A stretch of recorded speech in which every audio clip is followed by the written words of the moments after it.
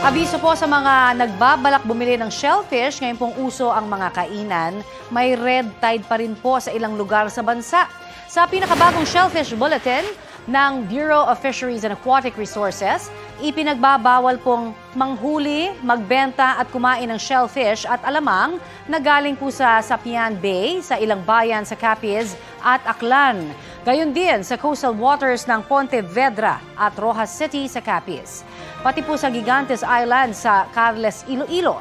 Positibo rin sa red tide ang dagat sa Dawis at Tagbilaran sa Bohol, San Benito sa Surigao del Norte, Lianga Bay sa Surigao del Sur at Duangquillas Bay sa Zamboanga del Sur. Sabi ng BFAR, ligtas naman ang ibang seafood tulad ng isda, alimango, hipon at pusit. Basta't ito po ay sariwa at nalinis ng maigi bago lutuin at kainin.